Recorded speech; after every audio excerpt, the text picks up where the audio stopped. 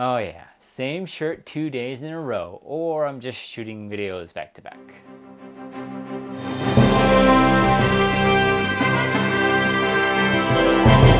So 10 Cloverfield Lane is directed by Dan Trachtenberg and stars pretty much the only three people in this movie: John Goodman, Mary Elizabeth Winstead, and John Gallagher Jr. After getting in a car crash, a young woman wakes up in a shelter with two other men who claim the outside world is affected by a widespread chemical attack.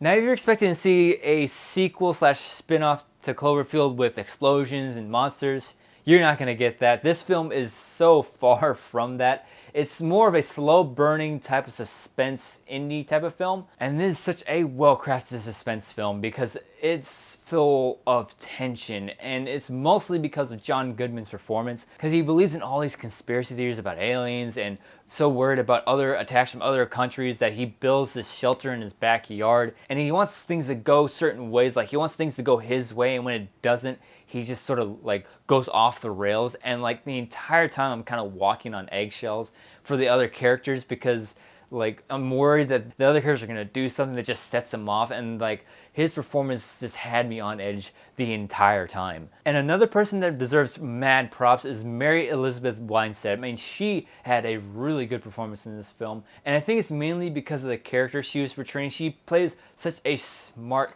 heroine in this film. She's so different from the mindless drone of a female character you normally see in these type of suspense films. You know, those characters that you constantly questioning what they're doing. It's like, why would you go behind that door? Why would you do this? Why wouldn't you just go over there rather than there? And her character doesn't do that. She's constantly wary of what John Goodman's doing. She's always questioning his motives and just sort of like wondering if she should believe this guy or not, and sort of like, is he crazy or is he totally legit?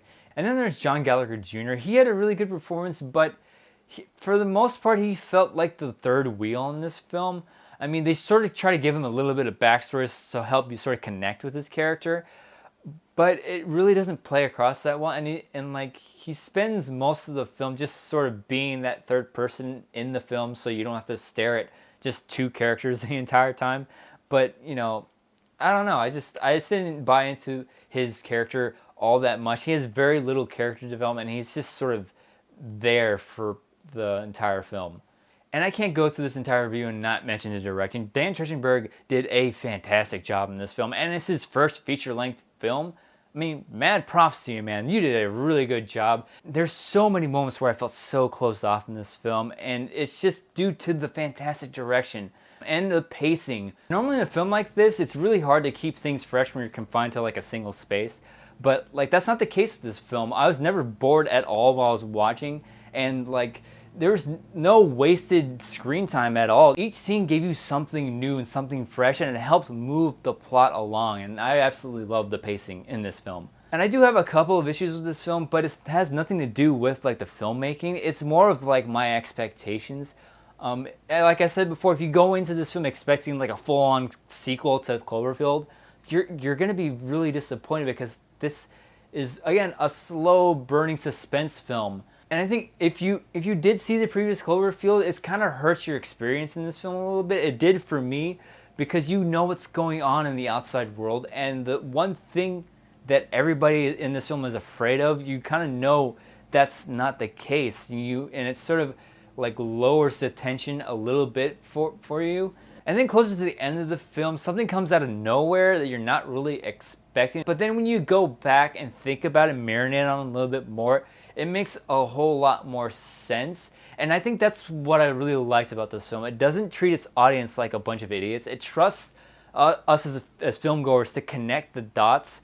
And if you pay attention to certain things that are said, like as the film is going, you can sort of trace them back to the previous Cloverfield. Because when certain things start happening and I'm expecting it to go this way, then it sort of goes in a different direction that I wasn't expecting, kind of turned me off to the ending a little bit. But then when I started to think about it a bit more and connect certain dots, then I really sort of like accepted the ending. And the ending, when I did end up thinking about it, I really enjoyed it. A lot of people didn't like the ending so much, but I thought it was a really great character arc for our hero. And at the end of the day, if you temper your expectations a little bit and just be a little bit open to what the type of film this is, you're really going to enjoy it. And if you didn't see the previous Cloverfield, I still think you will enjoy this film just because of the suspense, the awesome performances, the great direction and pacing.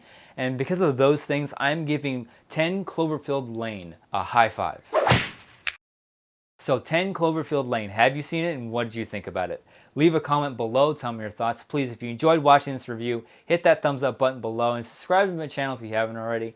And as always, thank you so much for watching. If you like this, you can click right here and see more videos.